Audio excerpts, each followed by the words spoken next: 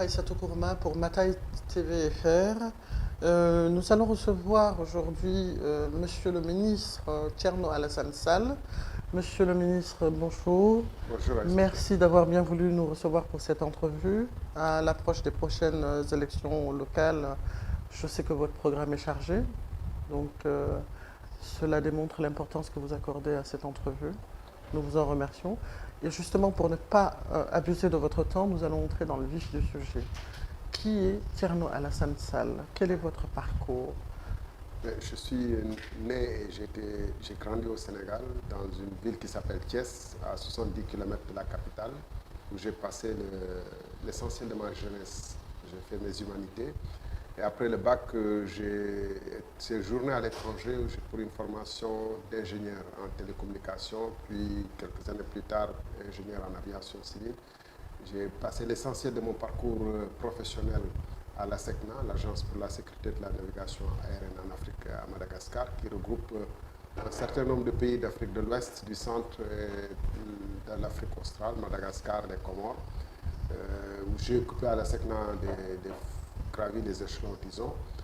J'ai aussi eu un parcours à l'international en tant qu'auditeur de l'Organisation de l'aviation civile internationale, chargé dans le cadre des audits de supervision de la sécurité, d'aller faire un peu le point dans des pays en Asie, en Afrique, en Europe. Voilà, brièvement ramassé. Avant d'entrer en politique, bien sûr, en un moment crucial de la vie politique sénégalaise, dans les années 2007, où il y avait cette question de, disons, dynastie Wade qui commençait à s'instaurer, d'affaissement de notre démocratie avec la perspective non seulement d'un troisième mandat de Wade, mais troisième mandat qui pourrait être transféré à son fils, en fait, compte tenu des dispositions de la Constitution de l'époque qui avait prévu un vice-président qui pouvait remplacer le président. Et nous avions tous été choqués, bien sûr, à l'époque, non seulement par la gestion assez calamiteuse du régime de Wade, mais c'est toutes les perspectives qui nous. Donc c'est à ce moment que vous êtes entré en politique? Oui, véritablement en 2007. 2007. Bon, bien sûr, dans la jeunesse, en tant qu'étudiant, j'ai un peu fréquenté la gauche. J'étais dans Andjef, qui était un parti à vocation plus ou moins maoïste, où j'ai beaucoup fait les humanités marxistes, léninistes. J'ai plus adoré d'ailleurs Marx que toutes ces ouailles après, Lénine, Mao, parce qu'ils n'ont pas la profondeur et la capacité d'analyse cristalline de Marx, il faut le reconnaître.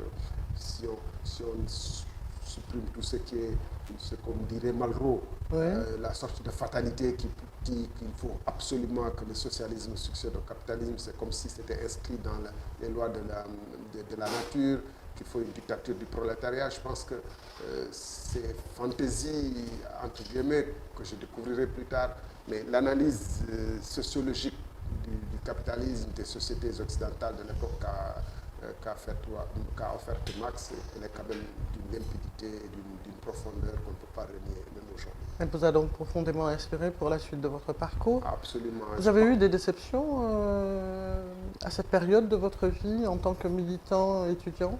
Oui, puisque quand on est jeune, on aspire au grand soir. On rêve d'une grande fraternité où l'humanité, qui a aujourd'hui les capacités de produire suffisamment de richesses, de biens, de procurer à chacun un minimum pour le savoir, surtout, qui est aussi une dimension importante de l'être humain, puisqu'on est des homo sapiens aussi. Bien évidemment. Et qui peut offrir les toits, la formation, la santé, le minimum aux milliards de gens qui habitent sur la Terre. Mais il y a notre continent, l'Afrique, qui est exclu de toutes les perspectives, mais même en Occident, il y a une bonne partie des populations qui sont exclues de toutes les perspectives immenses qui sont ouvertes à l'humanité aujourd'hui. Le marxisme ou les partis révolutionnaires n'est pas, ou que la révolution africaine ne puisse pas fonctionner pour des raisons qui seraient très longues d'énoncer ici. On s'est un peu, disons, assagi. Essayer de dire que, bon, essayons de révolutionner notre pays par le travail quotidien. Chacun, au poste où il essaie d'exceller au mieux pour essayer de rattraper les pays asiatiques et occidentaux qui sont développés. Mais malheureusement, là également, la promesse de l'indépendance des pères fondateurs comme Senghor, etc., n'a pas été au rendez-vous. Ni le donner, ni le recevoir. Nous ne donnons rien, nous ne recevons rien, fondamentalement. Et donc, oui, c'est un peu désespérant, la situation dans laquelle on vit. Et c'est, au lieu que du désespoir, ça doit pousser chacun de nous à dire qu'est-ce qu'il peut faire et qu'est-ce qu'il doit faire pour que les choses changent.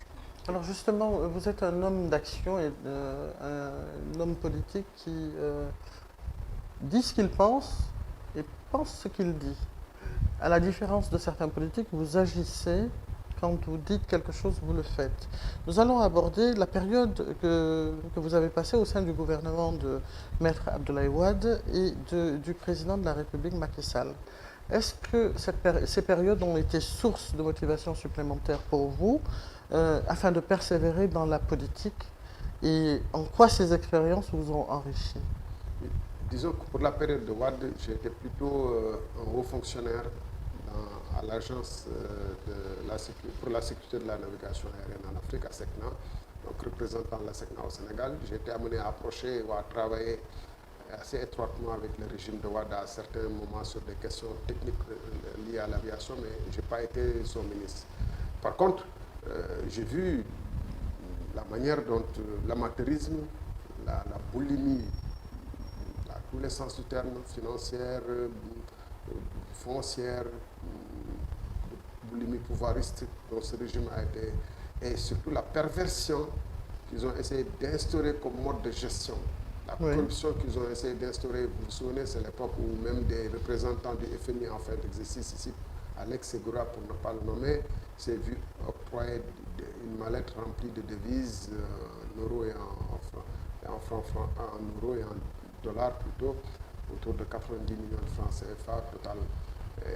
L'argent s'est distribué comme de petits pains et on pillait les ressources foncières ou les autres ressources possibles du pays pour les redistribuer. Et ça a fait partie des choses qui nous ont profondément choqués. Je crois que ça a cristallisé mon opposition au régime de Wade au point que je l'ai exprimé à certaines occasions publiquement, notamment lors de certaines circonstances qu'il se les noms de rappeler ici, qui m'a valu des menaces d'emprisonnement à un certain moment par le régime de Wade. Et c'est sur ces faits que, puisque Macky Sall était en train aussi de subir un sort à peu près pareil, que nos chemins se sont croisés et qu'on a fondé ensemble l'Alliance pour la République. J'étais donc son ministre de 2012 à 2014. En 2014, j'ai été limogé du gouvernement parce que j'avais peut-être en parler trop tranchant. Et j'ai fait une année sabbatique. Je suis retourné occuper mes fonctions à la SECNA.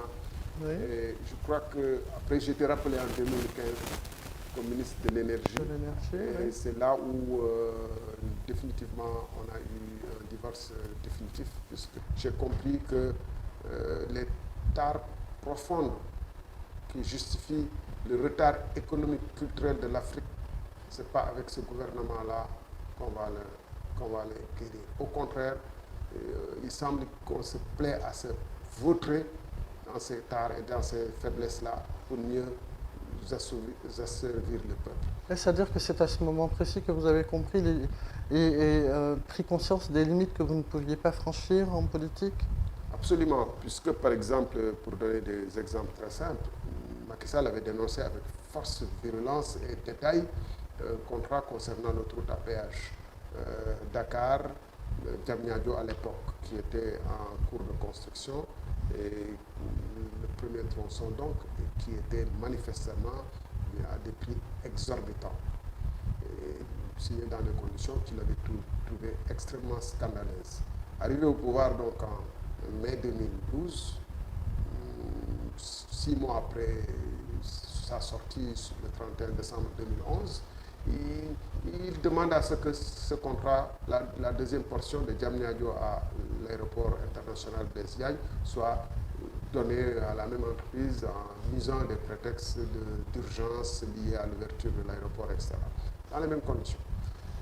Et moi, j'étais ministre. Je ne pouvais naturellement pas accepter ce que nous tous nous avions jugé anormal de de reconduire ce contrat-là dans les mêmes conditions et sans même interroger les clauses les plus simples du contrat. Vous voyez, aujourd'hui, tout le monde constate que l'autoroute à péage est toujours embouteillée, surtout aux heures de pointe. Le tarif est un des plus élevés au monde. Comme j'ai eu à le dire dans le livre que j'ai écrit, jamais le mot péage n'a porté un tel sens parce qu'il rappelle les seigneurs qui se faisaient payer pour traverser leur domaine puisque le prix n'avait aucune relation avec la réalité économique de l'infrastructure. Et pourquoi nous, pays africains, ou un pays sénégalais, accepte-t-il pour 33 km ou 40 km de faire payer 3 000 francs? Je crois que 4,5 €, c'est le tarif le plus élevé certainement au monde. Vous allez à Abidjan et à Yamoussoukro, c'est moins cher. Vous allez à Tunis, Sfax-Tunis, aller-retour, 520 km, c'est moins cher que Dakar à IBD, 45 km à peu près 50. C'est inadmissible et c'est incompréhensible. Mais tout gît dans les conditions dans lesquelles ces contrats ont été noués. Est-ce qu'on doit se faire à l'idée que, bon, quand on est au pouvoir, on doit accepter l'inacceptable et dire que ce sera réel politique, ou est-ce qu'on doit saisir ces occasions pour montrer qu'il y a une autre façon de faire la politique dans nos pays? Ça, c'est la raison de notre première rupture en 2014. C'est une des raisons. Et quand je suis revenu, la deuxième raison, donc, c'était plutôt lié toujours à des contrats, mais cette fois dans le domaine du pétrole et du gaz. Justement, parlons-en.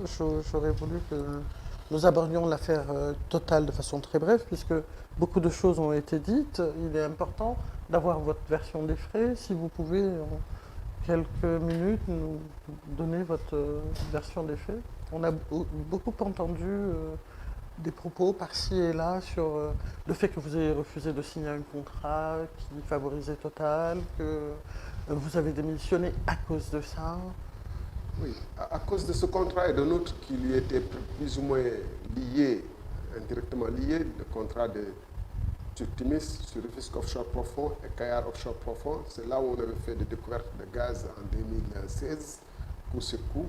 Et ça, c'était plutôt avec Tunis donc, et Cosmos. Mais pour rester sur l'affaire Total, il vous souviendra justement que quand on avait découvert le pétrole sur le champ de Sangomar en 2015, puis du pétrole en 2015 sur le champ de Sangomar et du gaz en 2016 sur le champ de Saint-Louis et de Kayar, la France et les entreprises françaises qui ne se sont jamais intéressées au bassin sédimentaire sénégalais, le trouvant peu prolifique, ont tout de suite dit « Ah, nous sommes peut-être en train de rater l'affaire du siècle ». Le Premier ministre Valls était venu en 2016 à Dakar en disant « Naturellement, le pétrole sénégalais nous intéresse. » Naturellement. Ça veut dire que quand la France a besoin, bon, il faut... Et il se trouve que il y avait un champ Rufisque Offshore Profond que moi-même j'avais retiré à Timis.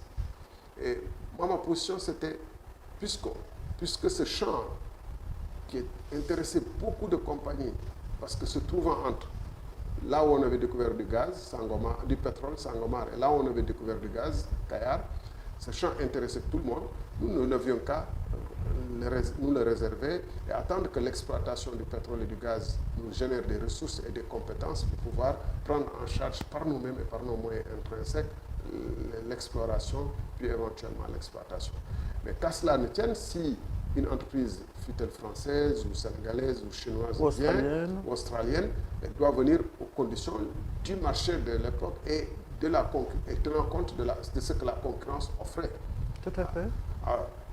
Total a offert un contrat qui, à tout point de vue, était beaucoup moins intéressant pour le Sénégal que les contrats signés en 2008 ou en 2004 ou en 2012, c'est-à-dire donc totalement contraire aux intérêts du pays. Oui, avant les découvertes.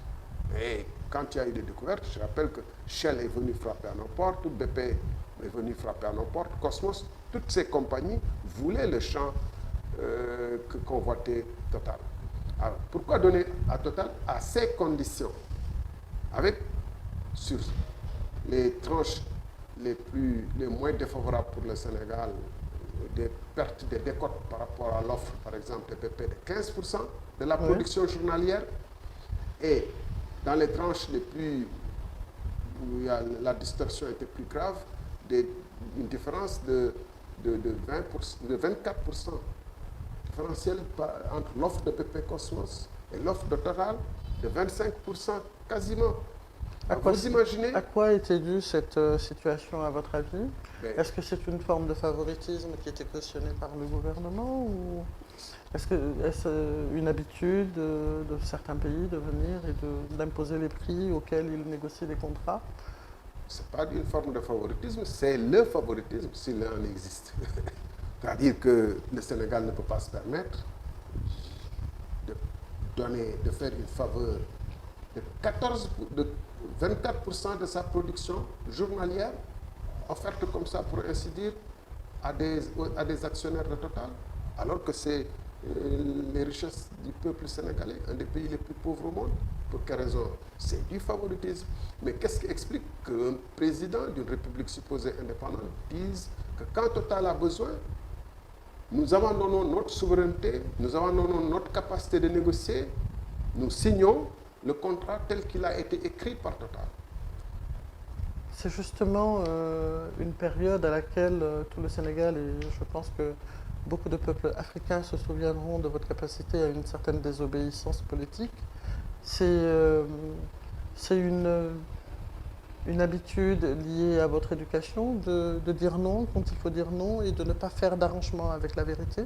Non, mais en fait, c'est fondamentalement la question que peut-être on doit se poser. Qu'est-ce qui... Ma vie, elle vaut quoi? Quelles sont les raisons qui me sous-tendent? Mais on sait tous que ce n'est pas le cas dans la réalité. Et que l'attitude que vous avez eue est considérée aujourd'hui comme exceptionnelle. Oui, bon, je vous rappelle que quand les Allemands ont envahi la France, en juin 40, beaucoup sont restés dans la posture du spectateur. Hein. Et il a fallu que les premières difficultés de l'occupation, etc., arrivent, les rationnements, l'humiliation, pour que beaucoup commencent, une partie commence à résister, tous n'ont pas résisté non plus. Les peuples ne sont pas fondamentalement tous faits pour tout de suite se rebeller ou constater et crier contre une injustice fut-elle flagrante. Ça n'a rien, on a tendance à caricaturer les Africains, à croire que nous sommes, pour ainsi dire, faits pour nous soumettre et que les autres ont un potentiel de refus plus important. C'est totalement faux. Je pense que oui, notre histoire, on nous a un peu façonné à intégrer une part de soumission. Ce que Césaire dit, on nous a inculqué des siècles d'agenouillement. On nous a appris l'agenouillement pendant des siècles. Mais pour autant, vous voyez bien que dans beaucoup de pays, chaque fois qu'il y a des envahisseurs, en Afghanistan, en Iran, en Irak ou ailleurs, il y a des nationaux, il y a des soulèvements, mais il y a en même temps aussi des gens qui collaborent avec l'occupant, qui gagnent même parfaitement bien leur vie avec l'occupant, et qui sont les premiers à détaler d'ailleurs quand le changement commence. On a vu avec l'Afghanistan, le président, il s'est tiré avant même, en abandonnant son pays, avant même que les talibans n'entrent dans Kaboul. C'est la loi du monde. Il y a des gens qui pensent qu'ils sont faits pour rester debout, pour essayer de résister, pour servir leur pays. Et il y en a dans tous les pays, dans tous les peuples. Et il y a d'autres qui pensent qui ont fait le choix de collaborer. Alors justement, chez Mataï TV, on s'intéresse particulièrement à certains faits liés à l'actualité au Sénégal et certaines difficultés rencontrées. Nous avons constaté qu'il y a une éclosion au Sénégal de centres de formation professionnelle. Et cette forte multiplication d'écoles de formation professionnelle face à l'absence d'industrie. Bon, le secteur tertiaire emploie beaucoup, mais ne peut pas résoudre le problème. Quand je dis ça, je pense notamment au secteur artisanal, qui est plutôt informel. Je voudrais avoir votre opinion. Comment peut-on résoudre cette problématique? Est-ce que le fait de laisser éclore autant de centres de formation, c'est une bonne politique? Est-ce que l'État n'a pas une responsabilité à peut-être canaliser cette éclosion de création de centres de formation, les débouchés étant moindres, est-ce qu'on n'a pas plutôt intérêt à euh, se, se focaliser d'abord sur la résolution de ce problème-là? Oui, vous avez parfaitement raison. A priori, une bonne formation est nécessaire à tout être humain. Selon ses compétences et ses capacités, on devrait pousser chaque être humain à avoir la meilleure formation possible. Mais il se trouve qu'ici au Sénégal, on déplace le problème de la formation professionnelle, de la formation technique, on la déplace constamment vers le supérieur. Et au supérieur, on fait une formation généraliste. Vous verrez que 80% ou 70% des formations aujourd'hui, c'est dans des métiers liés à la finance, à la banque, assurance, le tertiaire, logistique. Alors que l'économie du pays n'offre pas de débouchés, en tout cas en quantité suffisante, pour ce genre de formation. Loin s'en faut. À peine 10% aujourd'hui des diplômés dans ces filières va être employé. D'ailleurs, on entend beaucoup parler de l'employabilité au Sénégal. Et par parenthèse, les derniers résultats de ce bac de 2021, là, il y a 71% qui sont des bacheliers littéraires. Oui. 83%, c'est le chiffre exact, 83%. Ça veut dire que les formations techniques, les formations professionnelles sont quasiment infimes. Alors, donc un pays qui a des besoins immenses dans le secteur de l'agriculture, dans le bâtiment, on construit beaucoup, mais vous avez dû voir qu'il y a beaucoup de travail à Dakar.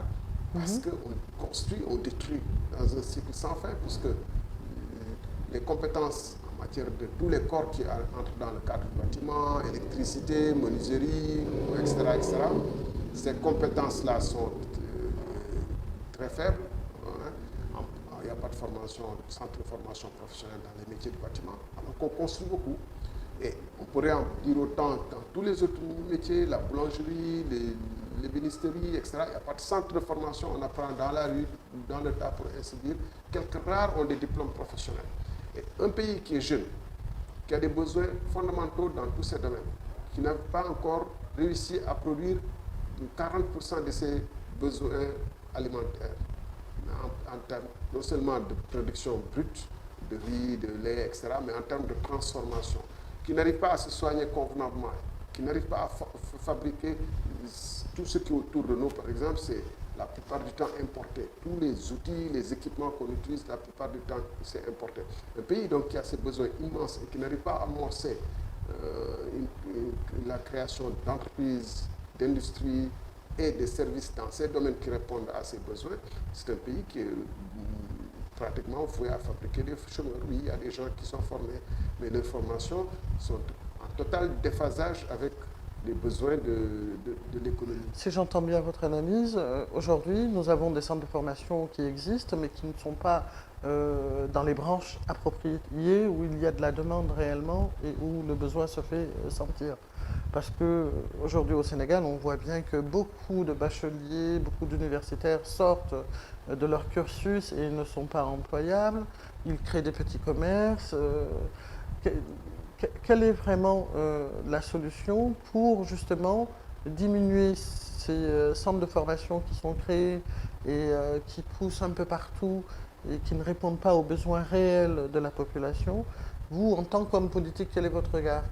Quelle solution pourrait-on apporter à cette éclosion de centres de formation qui ne répond pas à la demande? Oui, c'est-à-dire il faut d'abord qu'il y ait le problème, il faut le prendre, je pense, du bon côté. Il faut d'abord qu'il y ait une économie relativement dynamique qui demande une main-d'œuvre. Et cette main-d'œuvre, une économie dynamique, c'est quoi? Pour être très pratique, nous sommes un pays où, par exemple, on importe des jus de fruits Rani. Oui. D'un pays qui ne produit pas de fruits, Dubaï. Oui. La marque Rani, c'est des Émirats arabes unis qui ne produisent pas de fruits. Il n'y a pas d'arbres fruitiers. Oui. Alors, nous sommes dans une sous-région, la Casamance, le Mali, la Guinée, où les fruits pourrissent. Donc, la vocation d'un gouvernement qui veut impacter, c'est d'abord de susciter la création de PME, PMI dans ces domaines-là et d'accompagner ces PME, PMI par la formation professionnelle pour par le financement, par la formation professionnelle et peut-être derrière la formation en logistique, en marketing pour pouvoir vendre ces produits-là. Je donne un exemple pour le généraliser. Je peux en dire autant du bois. On importe beaucoup de bois. Pendant ce temps, notre bois est pillé par des entreprises chinoises qui le font écouler par la Gambie.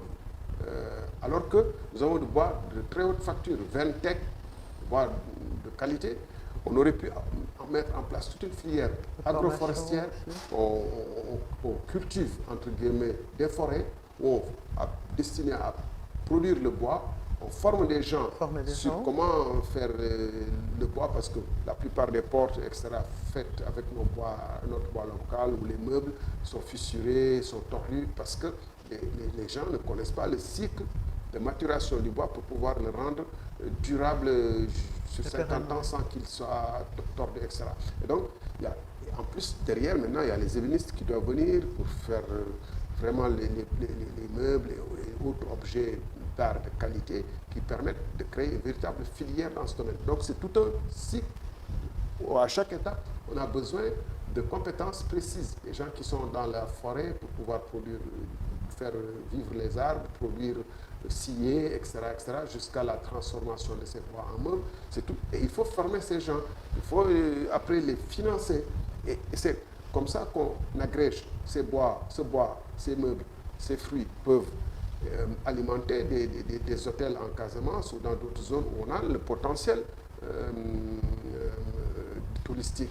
Les îles du Saloum sont pour ainsi dire livrées à elles-mêmes alors que c'est un joyau. La Casamance, on est en train de piller les forêts, le parc de Nyokoloba se meurt, les chutes d'Indefelo pour des Sénégalais ou des touristes y arrivent, ou seuls des privilégiés, alors que toute cette zone-là pouvait être une zone à vocation touristique extrêmement dense au lieu de se limiter aux plages de Saly. Donc, une vision globale, holistique, c'est de dire, oui, on a besoin d'hôpitaux, on a besoin d'hôtels, ces hôpitaux, ces hôtels doivent être alimentés par des productions locales, doivent être décorés, fabriqués en utilisant du matériau, des compétences locales, et ainsi de suite. C'est comme ça qu'on crée un écosystème où il y a plusieurs métiers, plusieurs filières qui se conjuguent, qui sont complémentaires. Qui se complémentent pour pouvoir créer progressivement une économie complexe et dynamique. Mais on ne peut pas vivre comme à l'époque coloniale de la culture d'arachide. Vous allez aujourd'hui il pleut, on attend la pluie, la saison des pluies. C'est en ce moment que pratiquement 80% des paysans qui constituent la moitié de la force active du Sénégal se mettent au travail pour 3 mois. Et ils font tous la même chose, l'arachide. Et on attend que les Chinois viennent acheter l'arachide. Le jour où ils ne sont pas là, c'est un problème. Après, le coton, on fait 40 000 tonnes, 50 000 tonnes. On attend que ça s'exporte comme au temps colonial parce que c'est une matière première sur laquelle on ne fait aucune transformation.